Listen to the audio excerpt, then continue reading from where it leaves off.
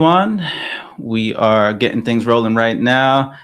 All right, here we go. Welcome to the Dream Nation Breakfast Club, brought to you by the Journey Podcast. I'm your host, Josh Valentine. And for those of you who don't know me, I'm a life and business coach. I've been serving this amazing community now for over a decade. And it's been such a joy just coming here every single Tuesday, Tuesday at 7 a.m. Eastern Standard Time for those of you who hop on with us live. But shout out to everybody tuning in to the recording of this on our podcast, the Journey Podcast. And if you're new to the Breakfast Club, pretty much we gather together every single Tuesday to cover different topics around personal development, life coaching. Every single week, something is different. If this is your very first time just hearing about myself or my work, I'm a life and business coach, and I've been doing this now for quite some time. It's been a long time, just been serving a lot of people around the world on many different platforms, and excited to be here with you all. Today's topic is going to be centered on why your life hasn't caught up to your vision yet. And it is going to be on identity, everything identity. And I love this topic for a lot of reasons. I know I had to do a lot of identity work over the years, just building my entrepreneurial career. And identity work has been a big part of my personal development journey. And I know that many of you are going to be able to take away a lot of really valuable notes from this. So take notes if you have the ability to take notes wherever you are. Some of you I know are on your commute to work. Some of you are just getting your day rolling. Maybe some of you are even in the shower as you get ready for work. But if you have the ability to take notes, definitely do so. You guys know we're a note-taking community. So let's get ready to get this show on the road. If you guys don't mind, let us know what city you are tuning in from. If you're watching the replay to this, drop an R. If you're watching live, drop an L in the comments. And for those of you who like, comment, share, tag, or even just engage with my content, is truly appreciated.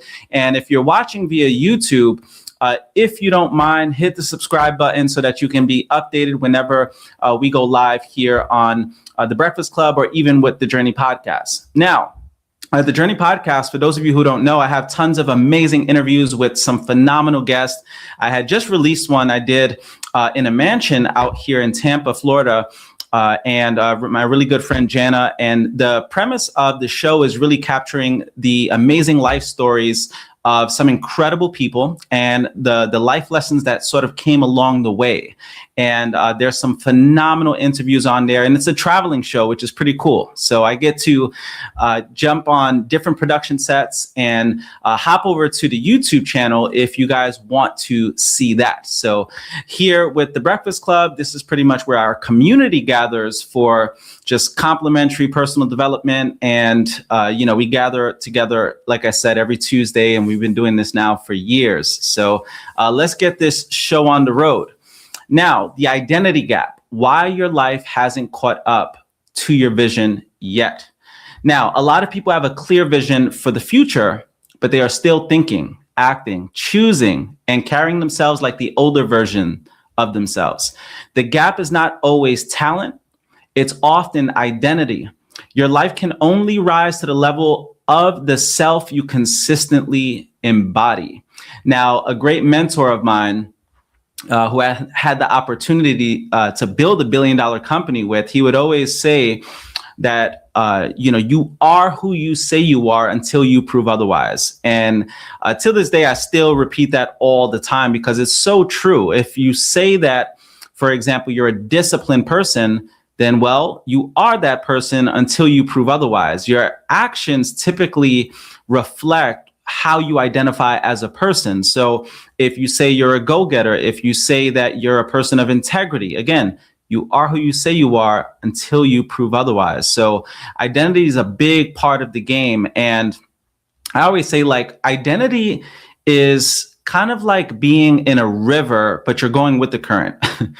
A lot of people, they go through life and it's sort of like going against the current with the river, right? But when you are in alignment with your identity can help carry you through.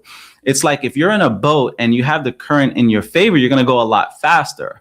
And a lot of success works like that. It's all on how you identify as a person, and that identity will carry you through. Another mentor of mine would oftentimes say that one of the most powerful forces in the universe is a human's personality's desire to be congruent with who it believes it is. You see, your personality determines your personal reality. A lot of people, their personal reality is really just a reflection of how they see themselves. And this is why it's super important to do a lot of work specifically on your identity. Now, there's a really good book that I want to recommend on identity and self-image, and it's Psycho-Cybernetics by Maxwell Maltz. Really, really great book I had read early on in my entrepreneurial journey. And I know that for those of you who read it, it's a really profound book, a lot of great takeaways on how identity works in your life and really how to maximize on it. Now, some people think their life hasn't changed because they need more time, more luck, or more opportunity. But sometimes the real reason your life hasn't caught up to your vision is simply because your identity hasn't caught up yet. It's a big a part of this whole process.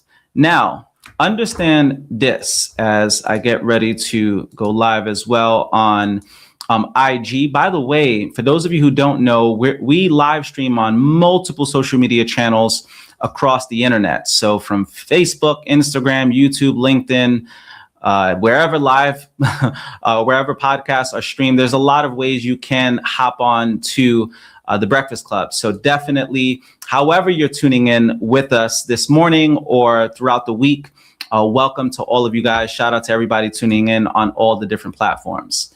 Now, the core message of today's message is your future is not built by vision alone.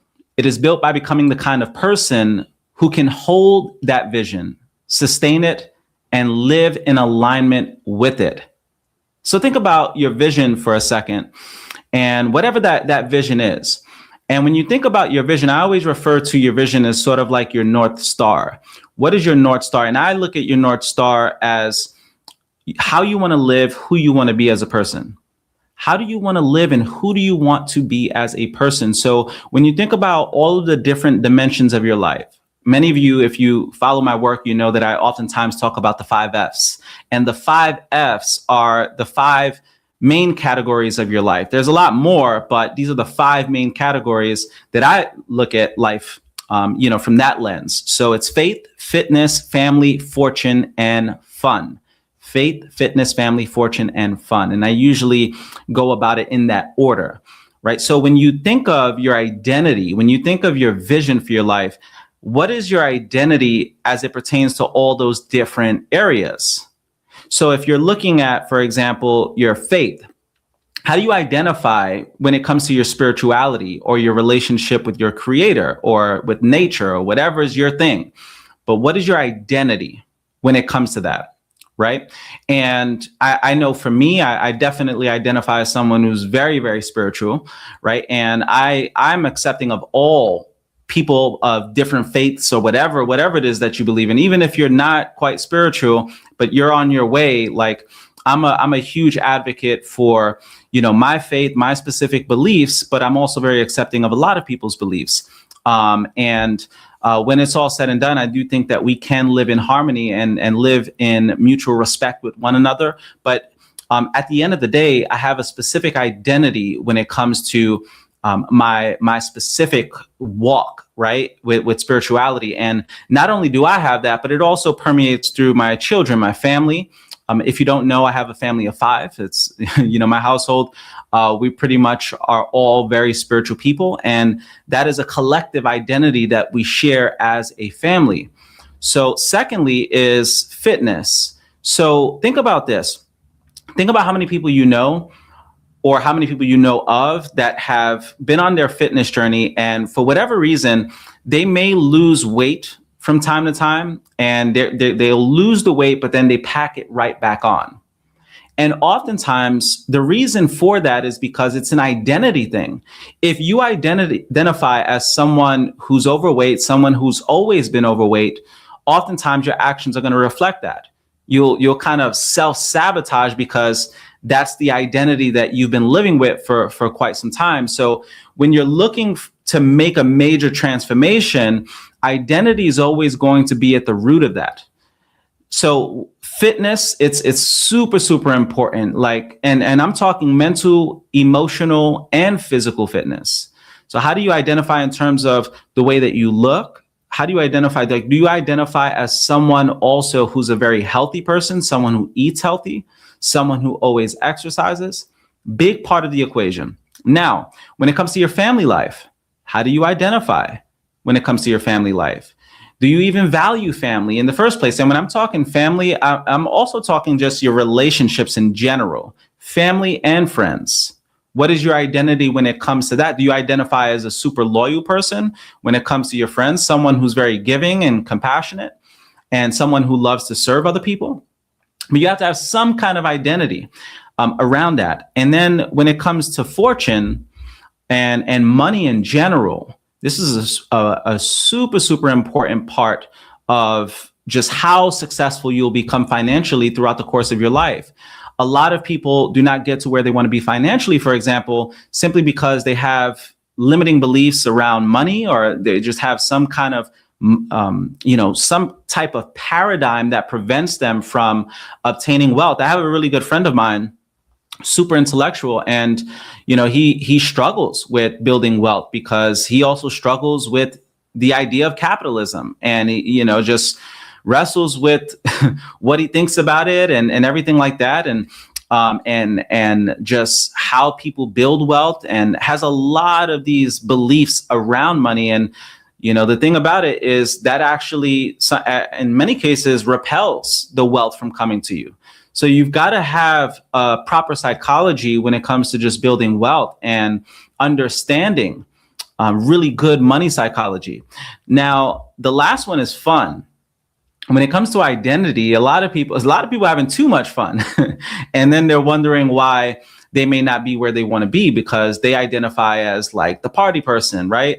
They're always out and turning up, or whatever the case may be, and there's no concentrated focus on one thing, because a lot of their life and a lot of their identity is around life. And it's not to judge or anything like that. Everybody has their own way of going about life. And it's not to say one perspective is better than the other, but sometimes we have these conflicting beliefs. Sometimes we have these conflicting identities as well. And we're wondering, why aren't we getting to the next level? Why is it so hard to be disciplined and consistent and avoid distraction? And you're looking at all of the motivational stuff, not realizing intrinsically, like, you have to do some identity work. So that's what we're going to be talking about here today. Everything identity. So let's get a kick started. First and foremost, vision is easy. Embodiment is harder. Anybody can visualize stuff, but how do you embody these very concepts? So a lot of people, for example, love to dream. They love to journal, plan, speak things into existence, and imagine a better future. But imagination without embodiment creates frustration. You have to embody it.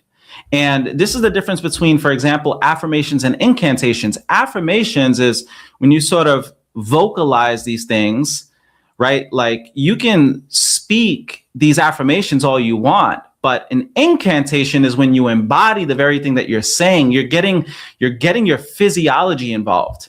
It's a different type of affirmation. It's an affirmation on steroids because you are not only speaking these things, but you are internalizing them. Okay. Now, think about this. People love the idea of the next level. Love the idea of the next level. Everybody's always talking about leveling up and getting to the next level. But think about how often people resist the internal changes required to live there. That's a big part of the equation. You can't put new wine into old skins, as scripture states. So you have to be transformed by the renewing of your mind if you're looking to get to the next level in your life. Think about how many people want the results of growth without the identity shift that produces it. So we talk a lot about, let's say, for example, a lot of people have aspirations to be millionaires, but you don't realize the person that you have to be, the capacity that you have to have for that level of responsibility. That's a big part of it. It's like, think about success like climbing a skyscraper building, right? Or just any building in general. And you're starting out at the ground floor. Now imagine, and I had learned this from a mentor of mine, imagine if you're navigating through the first floor of a building. You've never been in this building before, but imagine this. Imagine if you've never been in an elevator, right? And the goal is to get to the top of the building, and every level comes with new challenges. And your job is to learn every aspect of that level before you finally get to the point where you can get to the next floor. And imagine going into the elevator and not really knowing that elevators are even a thing. Right? Let's say you were from 300 years ago, you would have no idea that these elevators exist. So you're going in and you're just kind of learning and navigating on that very floor. And until you learn everything you need to learn, you can't get to the next level.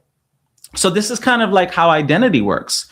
You may be wondering, why am I not getting to the next level? And it's been year after year, but guess what? You probably have not learned all of the essential skills, all of the knowledge that you have to learn. You probably haven't learned how to work on your identity. And this is so essential when it comes to just leveling up in your life. You have to sort of pass that first level before you get to the next one. It's like a lot of action movies. You think about those action movies, they're like going through these buildings and they have to get to the top guy, right, on the top floor. And every single time they're going on a different floor, there's new challenges that present themselves. And success works like that, right? Initially, for example, you may just be starting out and you're learning new concepts about wealth for the very first time. Like, I remember reading Rich Dad, Poor Dad by Robert Kiyosaki early on in my journey. And I didn't really know how net worth works. I didn't know about assets and liabilities and all these different things. And it was just like, wow, I can't believe all of this information. Like, this is my first time hearing about it, but nobody had taught me, right? So it was getting an understanding of how assets and liabilities and all these things work, right? And passive residual income and leverage income. Had no idea about these things. But once I had learned it, now it was like life was qualifying me to get to the next level. And the next level was, okay, well, I have an understanding of how to build wealth. I understand that a traditional 9-to-5 route is probably not going to be the best route or the fastest route in order to get to where I want to be. So I started looking up different business models. And now that I learned this information, now I can get to the next level, which is selecting which financial vehicle was best for me. And as I'm learning those financial vehicles, there were essential skills along the way. Just like whatever it is that you're doing, whatever business you get involved in, you've got to learn all the different aspects of that business before you get to the next level. Now, some people are like ignorance on fire. And what I've learned is ignorance on fire is better than intellect on ice. Some people have that paralysis of analysis where they're just thinking themselves out of taking action. And sometimes the best way to learn is really through just taking massive action, because that's the difference between knowledge and wisdom. Wisdom is applied knowledge. Wisdom is when you're actually out and you're experiencing these things. And because you experience them, you embody them. You can read about things and try to intellectualize your way to success. But think about the people who actually win at the highest levels. They're people who are tinkering, people who are practicing, people who are trying different things, and they're learning along the way. So they're truly processing the knowledge and not only processing it, like they're applying it. And that's what qualifies them to get to the next level. So it's like here on the Breakfast Club, I think a lot of people, they started listening and tuning in every single week years ago because they had saw my business success. And usually people, they want to hear from people and learn from people who've done it, right? And over the years, I spent a lot of time learning different things, getting really deep into personal development, but I also spent a lot of time just applying these things. So when I got into the entrepreneurial space, for example, I had to learn sales, I had to learn marketing, I had to learn communication, I had to learn team building, I had to learn leadership, all of these different things, how to network. And until I learned these things, I couldn't unlock the next level. So there are so many skills, for example, today that I developed, not in that initial stage. It was like level 3, 4, 5. Level 1 was the foundation and the essentials. But I could not get to the next level and get promoted to the next level until I had unlocked everything I had to unlock. So think about this. If you want to, for example, get into podcasting, or you want to get into public speaking, what don't you know that you have to know in order to get to the next level in that very thing? So with podcasting, I didn't know how to get into podcasting when I first got started, like getting on all the major platforms, Apple, Spotify, iHeartRadio, all these different things. Well, what did I do? YouTube University, went right on YouTube, learning different things. These days, you've got all kinds of AI platforms that you can just learn things relatively quickly. However, I didn't just let it sit in my brain. I actually did the work necessary to apply myself and integrate these things. And as I applied them, I started to get to the next level. Even when it comes to content creation, I didn't really understand content creation. However, you learn the essentials. And once you learn the essentials, you can graduate to the next level. So now I find myself in a space where like when it comes to coaching and consulting, a lot of people, they have no idea how much income you could actually make or how to go about coaching and consulting and public speaking. They don't really know how to turn it into a profession. However, they haven't really taken the time to learn it or to even apply it, right? So you have to learn it and apply it. And these days, I built an entire career helping people do that. Because I learned the valuable skills, I applied them, and I got the success when it was all said and done. And what happens is when you get the success, now people are reaching out to you to learn from you, right? And you can make a living just doing that. That's the expert industry at its finest. It's learning, applying, and teaching.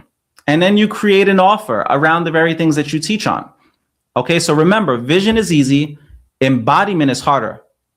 Now, remember, people love the idea of the next level. They want the results of growth without the identity that shifts, the identity shift that produces it. Now, think about this. Everybody wants the next chapter, but not everybody is willing to become the next version of themselves. Why? Because sometimes it's a little scary. The unknown is scary. Sometimes you even have this imposter syndrome. Like I remember when I first started charging high ticket for a lot of my coaching offers, it was very uncomfortable, very weird. I didn't even know people would be willing to pay, right? Until I saw other people doing it. And I shifted my mindset. I realized that, people are not necessarily paying me for my time. People are paying me for a transformation. People are paying me for a specific result that they're looking for. And that result is worth the money that they are paying, 100%. Or the money that they're paying is absolutely worth it to get that result. Think about this. If you're on a weight loss journey, right, and you've been struggling with weight loss for so many years, what would you pay to guarantee that you would lose the weight? To ensure that you know without a shadow of a doubt that you will lose the weight and you will have your dream body. What is your dream body worth? Like, what if you can pay for it and instantly you get that dream body? How much would someone pay for a result like that? Like, imagine if there was a service, and some of you are probably like, yeah, there's all kinds of Ozempic and things like that these days, but think about if you could just do it naturally and with the snap of a button, snap of a finger, you could instantly just get that result. People would pay crazy amounts of money if they can do it in a very natural way and do it instantly, right? And think about this. Even for people like I certify life coaches and coaches in general. I teach people the business of coaching. Like I teach people podcasting, public speaking, and how to do it for a living. In fact, today, especially for those of you who are in the Tampa area, I'm going to be doing a talk specifically on how I built a full-time career out of podcasting. This is podcasting, right? And how I built a career around that. But it took learning from other people and paying those other people to learn from them. And then from there, applying it and then teaching it. Right. But the thing about that is I had to learn all of the critical steps along the way. It's a big part of it. And not only that, I had to have the belief that it was even possible.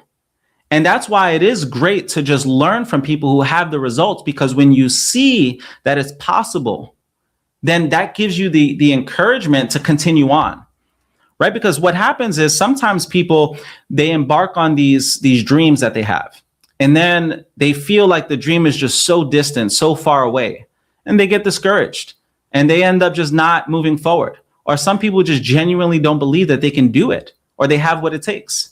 So that's where the identity work kicks in, is believing that you're worthy of the very thing that you want to obtain, believing that you have the faculties in you to be able to make it real for yourself. Now, next is your identity drives your habits. Your identity drives your habits. So most people try to change their life by changing goals, but goals alone are weak when identity remains the same. So it's not just the goal. It's like the example I used earlier. If you want to lose weight, but your identity is still as someone who's an unhealthy person or someone who's an obese person or a big bone person, right? How many people say, oh, people in my family are big bone? Like that's actually a thing. There's no such thing as big bone people. Like look up the science. You'll see exactly what I'm talking about. But people have these sayings, and those sayings become identity over time, right? It's like if your family constantly told you as a child that, oh, the Johnsons or the Joneses, like we have bad luck in this family. Imagine over time, you'll take that on as an identity because your family said that. And you have no idea that identity has been driving the bad luck in your life the whole time, because that's what you're focused on. Right. So it is good to strip the layers and get to the core. Now, another example is, think about this. If someone still sees themselves as inconsistent, they will struggle to become disciplined. And this is why I always say, never say something about yourself that you don't want to be true, because what you vocalize, you internalize. And if you constantly are saying how undisciplined you are or how much you're struggling, right? It's like, yeah, you may be going through a very difficult time, but don't just continuously speak these things, because words become self-fulfilling prophecies. It's like the more you say these things, the more they become a reality for you. So be very mindful at what you say about yourself, what you say about your children, because again, your children may take this on as an identity just because you're saying these things. It's like parents who say, oh, you're so clumsy. Telling your child they're so clumsy does not help them with the clumsiness. You have to build up their self-esteem. You have to reinforce their identity. So for my wife and I, like, we're always speaking life into our kids. We're always telling them just how amazing they are. And Valentines are hard workers, but we're also smart workers. Like we work hard, but we also work smart, because we don't want to correlate hard work with success. It's not just hard work. It's also working smarter. It's like you can be a hardworking construction worker and be broke your whole life, but you can work smarter and maybe you become a developer, right? And now you got leverage. That's a smarter way to go about building wealth. So we emphasize the importance of, yeah, you want to work hard, but you also want to work smart. It's like the left hand that washes the right hand. You also can't think that, oh, just working smart without working hard is going to get it done too. It's both. I've never met a very successful person that wasn't a hard worker. You're not going to manifest your way into billions of dollars. It's like, no, you've got to put in the work. That's just the way it works. So another example would be, If someone still sees themselves as overlooked, they may shrink in rooms they're supposed to lead in. So there's some people that, due to, let's say, their childhood, they may have always been overlooked or passed up on opportunities. And later on in life, it's the same thing. They don't feel worthy. They don't feel like people are going to want them on their team. Maybe you were the kid that got picked last on the basketball team, right? Or the baseball game. Like, people always selected you last, and you took this on as an identity throughout your entire life. So again, it's like, how many of these things can you trace back to childhood and really do the internal work necessary? Another example would be, if someone still sees themselves as broken, they may sabotage healthy opportunities. Think about that. How many people always say, man, I always manage to screw things up? And they'll say this over and over and over. So my recommendation, if you know of someone and you hear them just speaking down on themselves, give them a reminder like, hey, you don't want to say anything about yourself that you don't want to be true, because you are going to reinforce that as a reality for yourself. Think about this. You will always feel tension trying to live a life your identity is not prepared to support. How valuable is that? Now, I know some of you in the back of the classroom like, Josh, repeat that one more time. Here it is. You will always feel tension trying to live a life your identity is not prepared to support.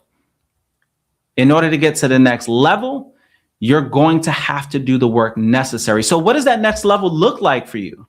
Maybe you want to be a full-time entrepreneur, and you want to be a full-time entrepreneur, but in your mind, you're like always repeating to yourself, well, I struggle with discipline, right? How do you expect to really sustain yourself as an entrepreneur if that's your limiting belief, that you struggle with discipline?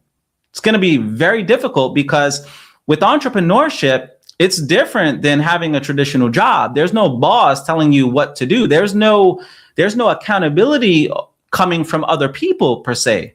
It's like you have to get up and be self-motivated. Maybe you identify as someone that's not very motivated, right? Or someone that's very comfortable, or someone that's very lazy.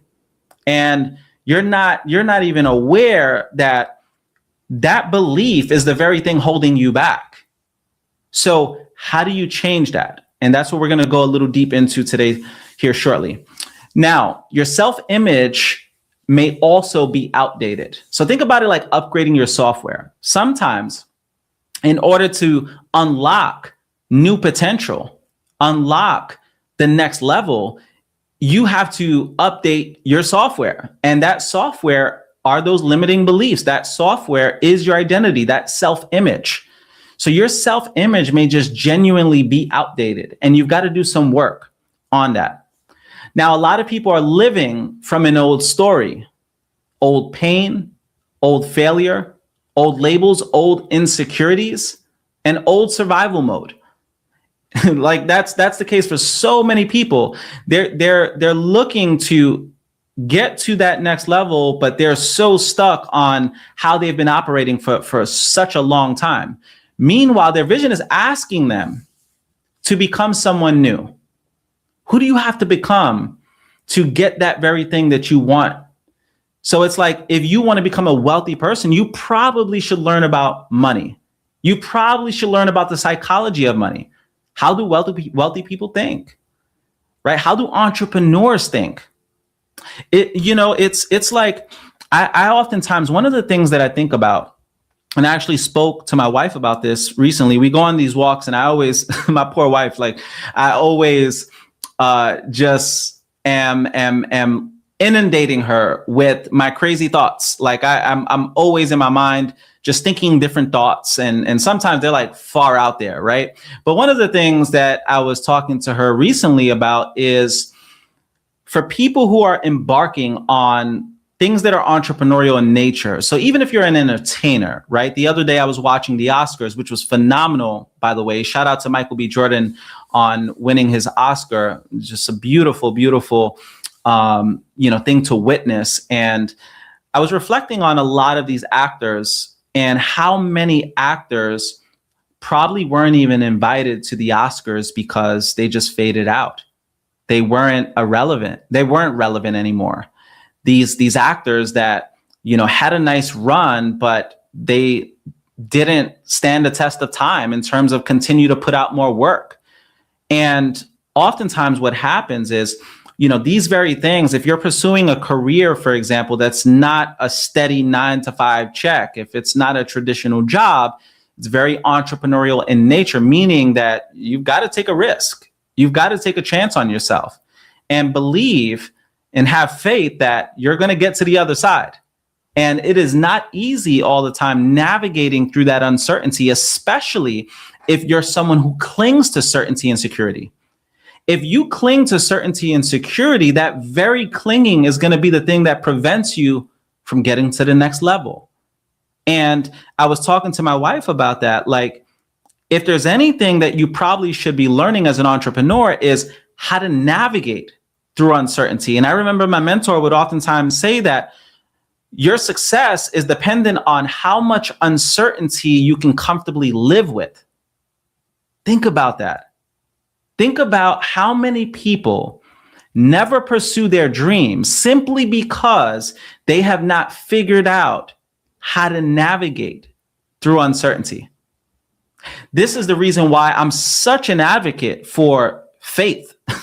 I think that having some type of belief in a higher power, some type of belief that God or your creator or the universe, whatever the hell it is that you believe, I believe in God.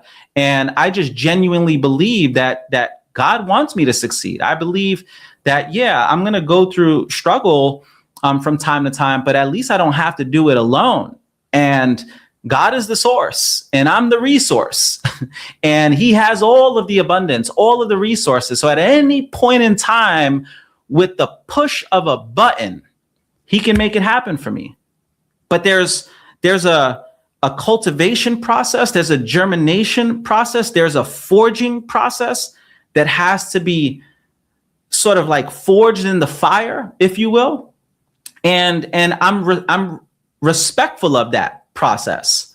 Like I respect that process because that very process is what makes me worthy of the very things that I want to obtain. The hard is what makes it an opportunity. So you may have to very well do some identity work and rewire your psychology so that it's primed to get to the next level. And that may very well just be learning how to navigate through uncertainty when you don't have that guaranteed paycheck. My mentor would always say that a paycheck is the drug they give you to forget your dreams. That's a bar. Like, think about that. The paycheck is the drug they give you to forget your dreams. You know how many people cling to jobs simply because they got some benefits?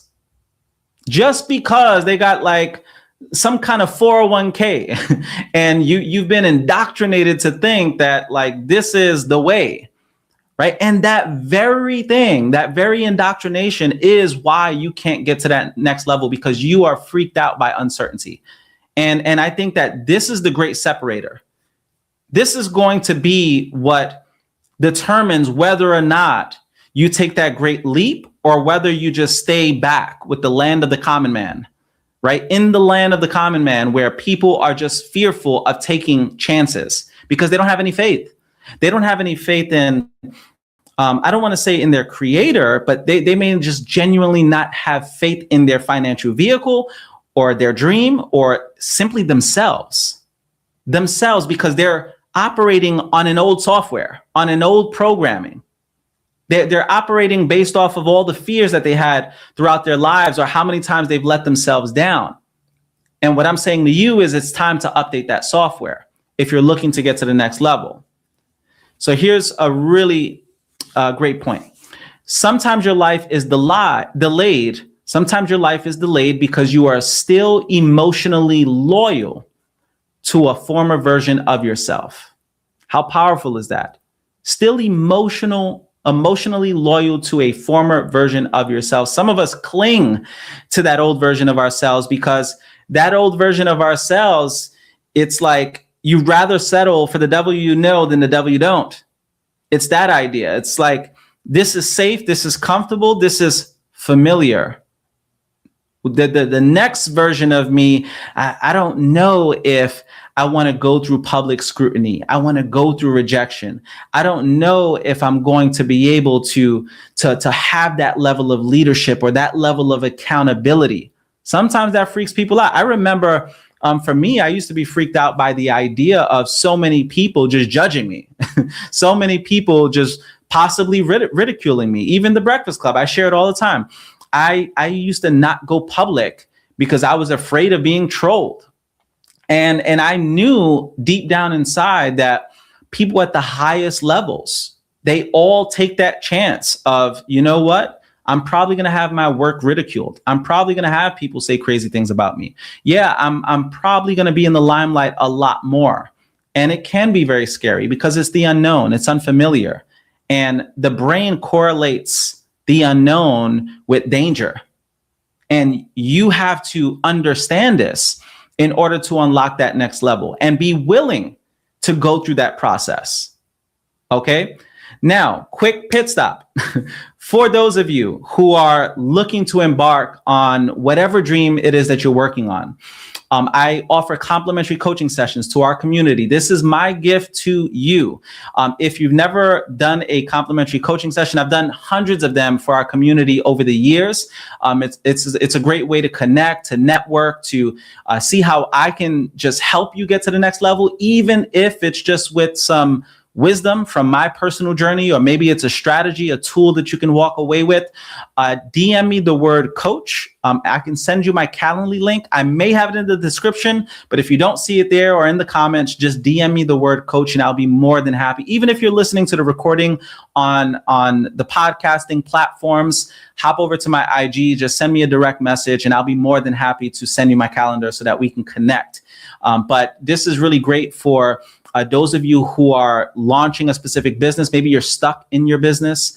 Maybe you're stuck with taking that great leap and you don't really know where to begin, or you're just kind of like undecided on your purpose. This is really where you're going to get the most value. So bring it all to the table. I look forward to connecting with a lot of you guys, and let's continue this show. Next, we have sometimes your life is delayed, again, because you are still emotionally loyal to a former version of yourself. I love that line. But here's another great takeaway. Some people are asking God for a new season while staying psychologically committed to an old identity, right? So you may be emotionally or psychologically committed to that old identity. And for a lot of reasons, as I mentioned. Next, we have the identity gap shows up in everyday behavior. This is a really great way to know where your identity lies, is look at your everyday behavior. Okay, so think about this. The identity gap is not just philosophical. It shows up every single day. So an example would be procrastinating on important work. Think about that. I know I'm guilty of this. Right? Just procrastinating on things that you know you should be doing. There's a really good book called The War of Art that I always recommend. Not The Art of War by Sun Tzu, that's a good one too, but The War of Art specifically by Steven Pressfield, who talks about this power of resistance that shows up for the entrepreneur, for the creator. And it's something that you have to learn how to navigate through. That's the difference between being an amateur and being a professional, is your ability to navigate through the resistance. And the resistance is inevitable because the resistance, again, is what makes it a worthy opportunity. That's the idea. And the resistance is also what cultivates your character to become the person necessary to be worthy of that. So you're going to go through it, and it shows up in a lot of different ways. Oftentimes, just procrastination. You may just do other things. Other things will occupy your mental space. And this is why it's so essential to schedule things out. Schedule your work. Have a calendar. Get yourself organized. If you fail to plan, you plan to fail, as the old cliche saying states. Another example would be not taking care of your body. If you're not taking care of your body, it's a clear indication of where your identity lies when it comes to your personal health. I know for me, I sometimes I make a joke out of it. Like I identify as a Greek statue. Like I always, if there's any physical goal I want for myself in terms of the way that I look, is always like a shredded physique. And I've identified like that for a very long time. And the reason why I mention that, this is not to blow my own trumpet here. The reason why I mention that is because think about it. If you identify as someone who has amazing abs, for example, then you're naturally going to do a lot of ab workouts. You're going to go to the gym. You're going to make sure that you don't eat as much sugar and things that will eliminate the abs. And it's funny because my kids, whenever there's a tradition we have in my household where every kid on their birthday, they give their first piece of cake to someone special in their life. And it may be their friend, it may be one of their parents. My kids never give me the piece of cake. They never give me that first piece of cake. It's not because they don't love me. They don't give me the first piece of cake because they know I don't eat sweets. That's just what it is. I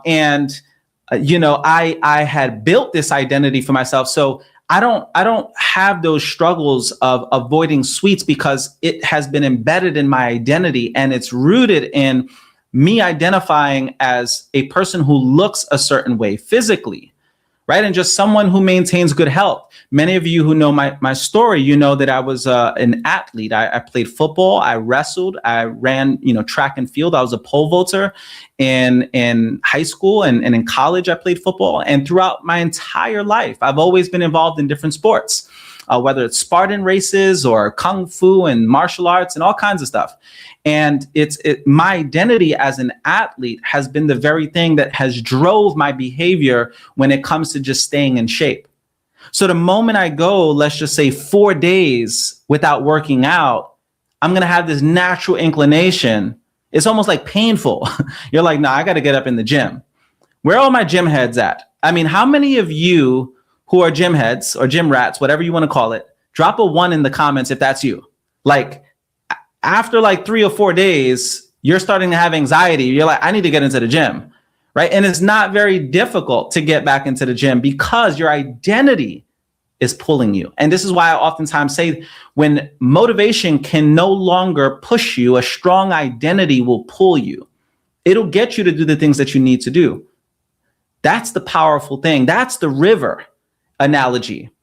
Where the current will carry you, even if you don't have the strength to row the boat. You don't have the strength. The current will naturally still carry you. That's the beautiful thing about it. Identity work is essential. Next, another example is speaking negatively about yourself. It's huge. If there's any words of wisdom that I would give you, if there's anything that has been absolutely just critical throughout my journey is learning how to speak to myself. There's a really good book I always recommend is What to Say When You Talk to Yourself by Dr. Shad Helmstedt, a really great book. He was a psychologist way back in the day, I think in the 80s, if I'm not mistaken. But a phenomenal book all on self-talk. And it's probably like my top 5 recommendations. Really good book. And you have to be very, very mindful at how you talk about yourself. Some of you are just constantly, and you may not verbally be saying these things, but you're thinking them, right? You have these thoughts and you're just constantly just beating up on yourself. If there's any ancient wisdom that I could share and bestow upon you here this morning is be kind to yourself. Be kind to yourself. Speak to yourself as you would want to speak to a young 5-year-old. Speak to yourself like you're a precious 5-year-old and you're trying to build that 5-year-old's confidence. You're really trying to do your best to help that 5-year-old set themselves up for success. That's how you should be speaking about yourself. Be kind to yourself. We all have that wounded little boy or little girl inside of us, right? That is there. And every time you talk bad about yourself, it's like you don't realize how much you're wounding that inner child even more, right? Lift yourself up, get in that mirror, do some mirror work. I'm a huge advocate for mirror work. Mirror work is like You go in the mirror and just speak life into yourself for like 5 minutes. Just say all the positive things about yourself, how beautiful, how amazing you are, how much of a badass you are, how confident you are, right? And speak it as I am, right? I am, and directly, I am beautiful, I'm bold, I'm confident, I'm strong. You have to speak life into yourself, right? And that mirror work is just so profound.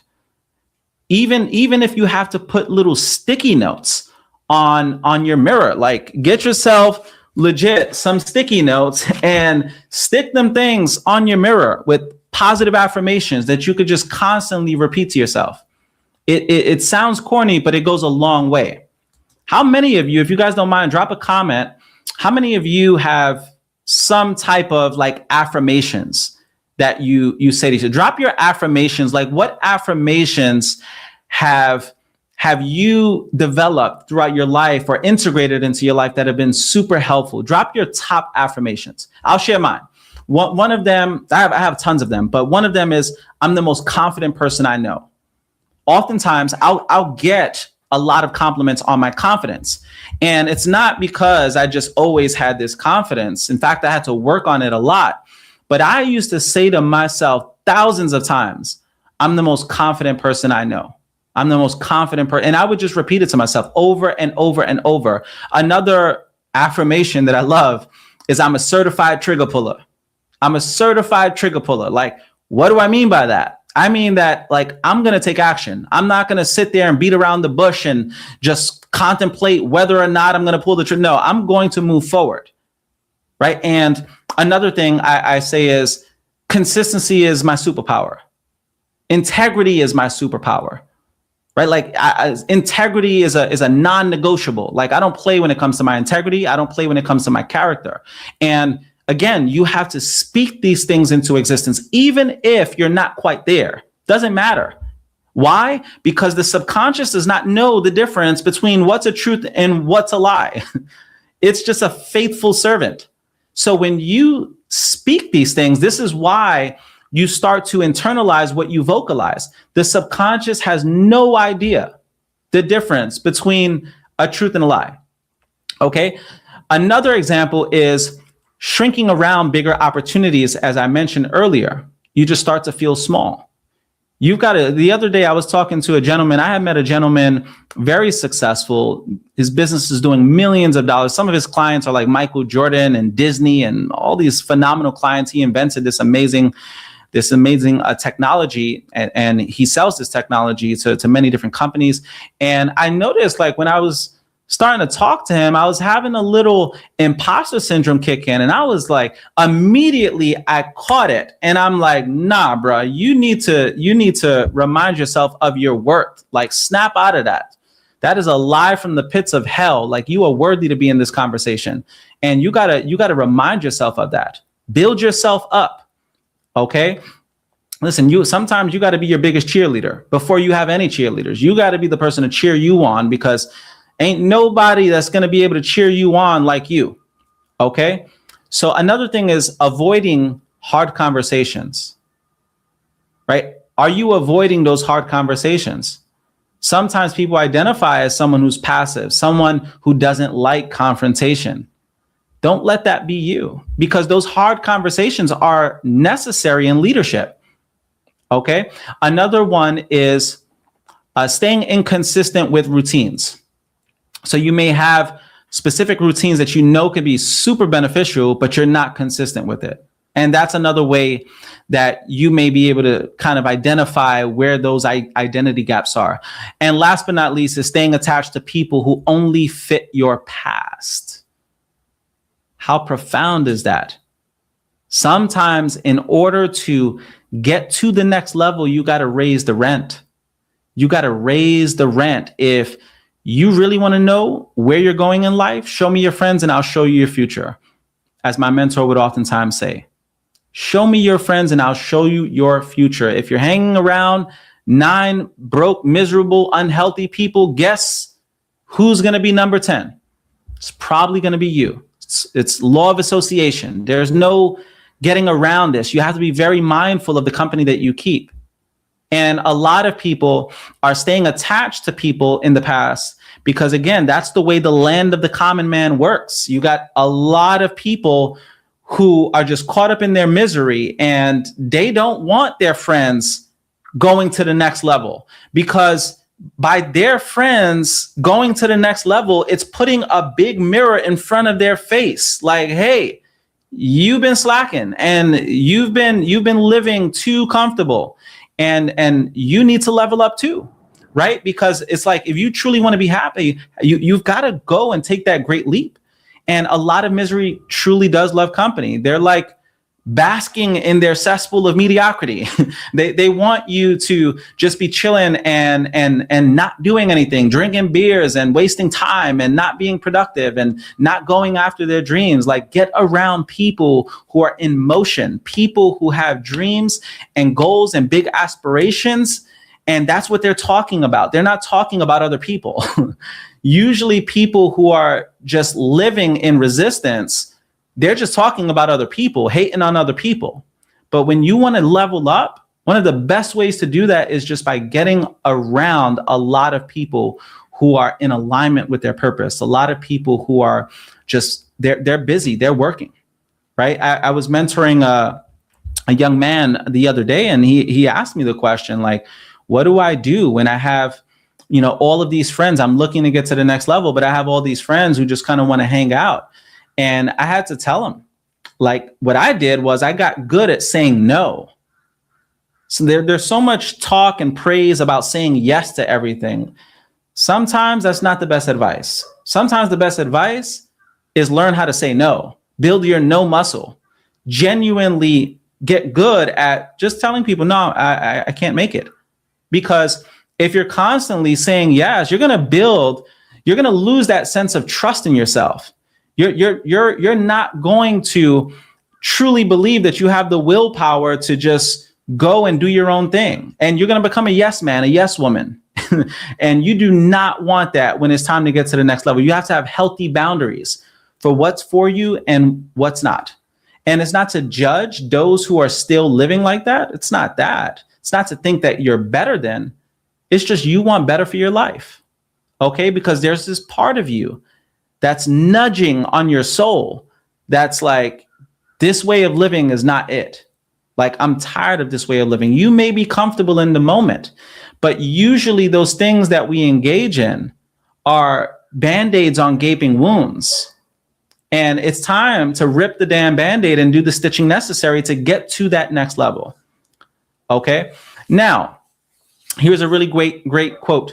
The identity gap is what happens when your mouth says one thing about your future, but your habits keep voting for your past. Really great takeaway. Next, we have, you do not rise to your intentions, you rise to your identity. You do not rise to your intentions, you rise to your identity. People often think their intentions should be enough. But intentions do not carry a life. Identity does. Again, it goes back to the river analogy, right? Now, think about this. Intentions inspire, systems support, but identity sustains. Identity sustains. Anybody could be disciplined for a week, 2 weeks, even a month, even a year.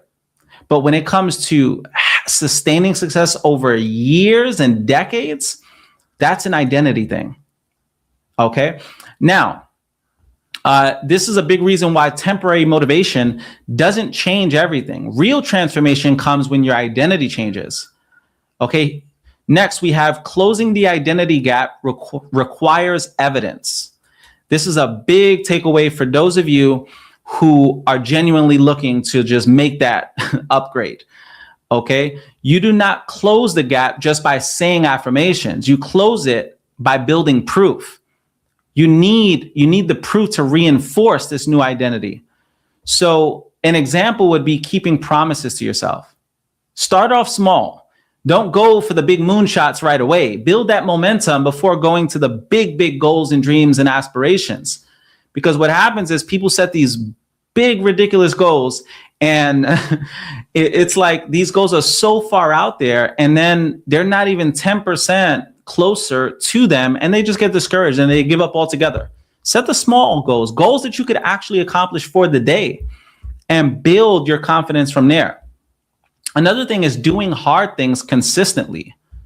Doing hard things. I think that a lot of my discipline was laid early in my life, because when I was in high school, for example, like I played football, I wrestled, I ran track all 4 years. I never took a break. I just constantly, and it sucked. I could not stand practice.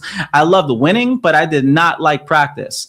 And it sucked every single day. I subjected myself to that pain, but doing those hard things set me up for later on in life for the ability to do even harder things, because there's a lot of parallels between sports and business as well, right? So do as many hard things as you possibly can. One thing you can do, I mean, take a cold shower.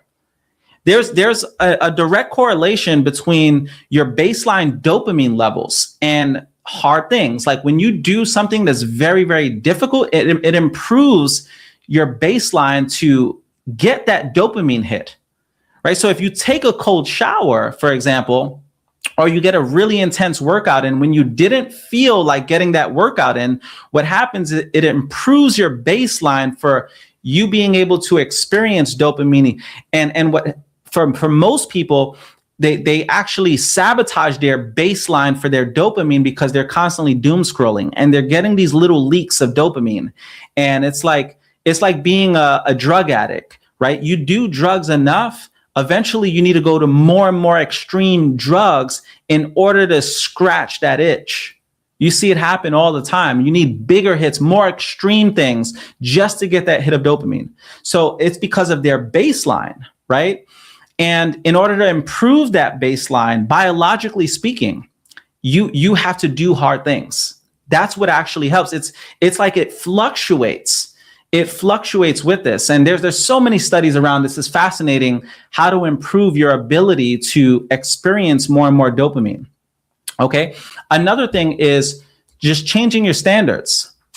Okay. Changing your standards is a big one.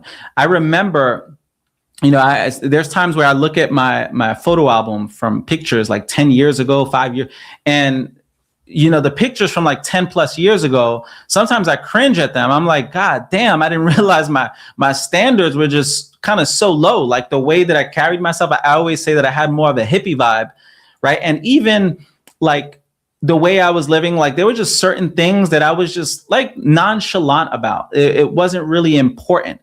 But when I really was looking to level up and shift my paradigm, it required just elevating those standards. Another thing, this was a big takeaway for me. It was speaking differently. So I even cringe. I was looking at one of my speeches at Toastmasters years ago. It's probably, 10 plus years ago. And I was just cringing at the way that I even spoke. I was like, oh my goodness, I couldn't, I just can't believe I sounded like that. And I had to refine the way that I spoke, and I expanded my vocabulary, and the way you speak is a clear indication of the identity work. It's like if you want to sound more sophisticated or be more sophisticated, you probably should sound more sophisticated. If you want to get around high value people, there are two things that they're going to judge you off of. And that is the moment they see you and your appearance, and the moment you open up your mouth. Those are the top or primary two things people are going to judge you off of the moment you meet them. And if you're a master networker, you're going to know to work and refine those specific areas.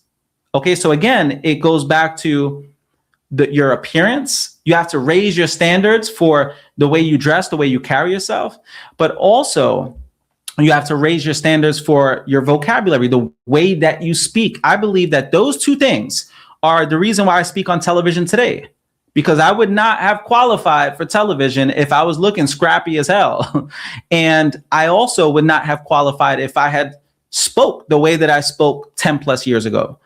Okay, so speaking differently is a big part of it. Another thing is carrying yourself differently. Just your swag, your confidence. I always believe that if you really want to build your confidence, walk into a building like you own the place. I had learned that from my mentor years ago. He's like, when you walk into a building, walk into it like you own the place. It's not from a place of cockiness. It's from a place of confidence. Okay. Cockiness is when you think you're saying something, but you don't have the competence to back it, right? Like that's cockiness. Confidence is when like you can back up like all the stuff that you're talking. That's true confidence, and you walk and you permeate that, and people can sense that. Okay. Now, another thing is making choices your future self would respect. I love this idea of doing something every day that your future self would thank you for. What can you do today that your future self would thank you for? The version of you 10 years out. And success is like, it's a compounded thing.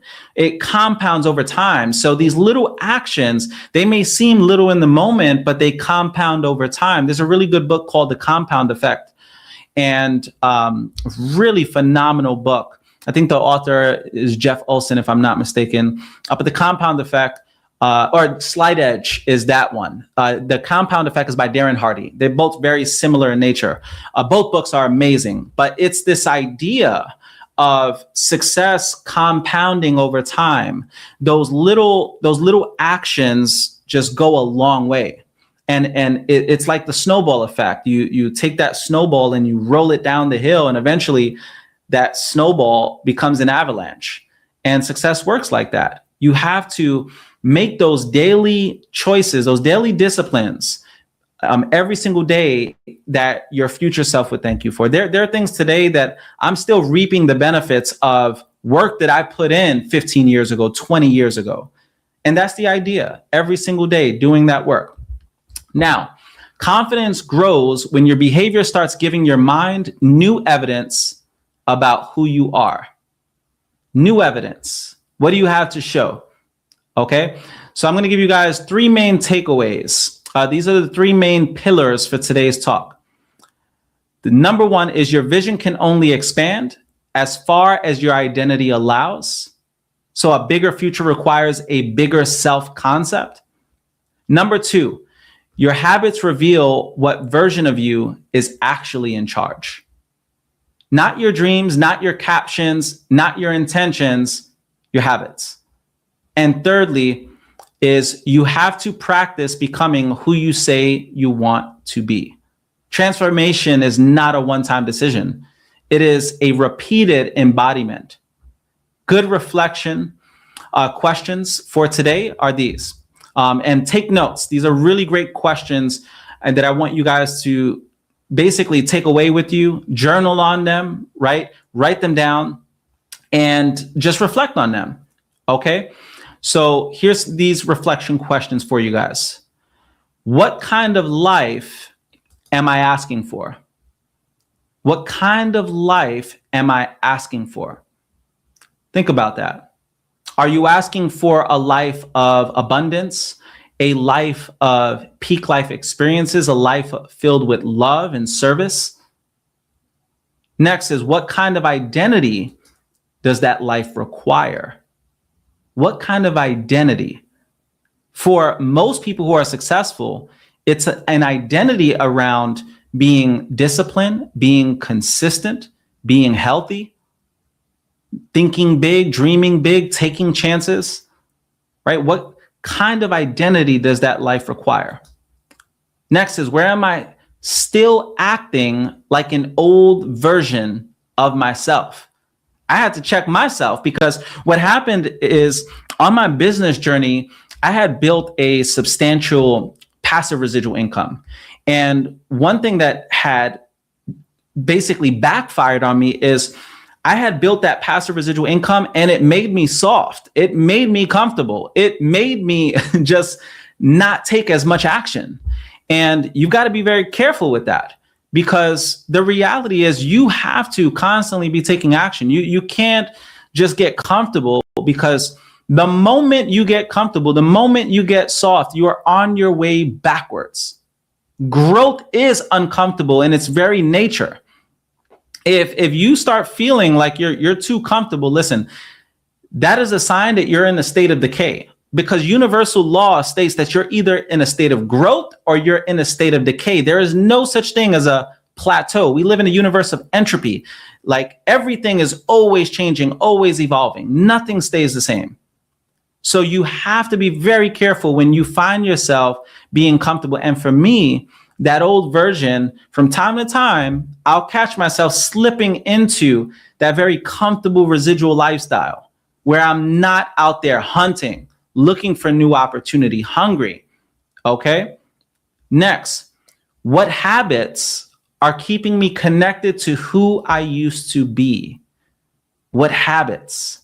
It may be drinking, like alcohol, drugs, whatever. It may be hanging around the wrong crowd. It may be self-sabotage. It may be snacking on unhealthy food after midnight. But what habits are keeping you connected to who you used to be? And next, last but not least, we have, what would the future version of me do differently starting today? What would the future version of me do differently starting today? So good. So as we bring this plane in for an official landing, and by the way, if you got value today, drop a V for value, drop a comment. I read through all the comments, by the way, so I truly appreciate. For those of you, like, comment, share, subscribe, tag someone who can get value from today's session if you got value, and I'll close out with this. Your life may not be behind because your dream is too big. It may be behind because your identity is still catching up. The question is not just what do you want next? The question is, who do you need to become to hold it? Your future is not waiting on more vision. It may be waiting on more alignment. Ladies and gentlemen, breakfast is served. If you got value from today's session, definitely, like I said, drop a comment. Appreciate all the love, all the shares, and all that good stuff. And again, if you are long overdue to meet one-on-one, if you need some help with whatever journey you're on, business, speaking, podcasting, whatever it is, and listen, we are in an age of AI. You should be thinking about what your future holds for you. Like, what does your next career look like for you? If your specific career is going to be replaced, like so many jobs are going to be not even in existence here in the next few years. So you should be spending time every single day thinking about your next move. And if that's the case for you and you need some guidance around that, because I'm currently doing it, then I am more than happy to meet with a lot of you guys. And till next week, God bless you all. Breakfast is served. I'll be seeing you next Tuesday. Take care.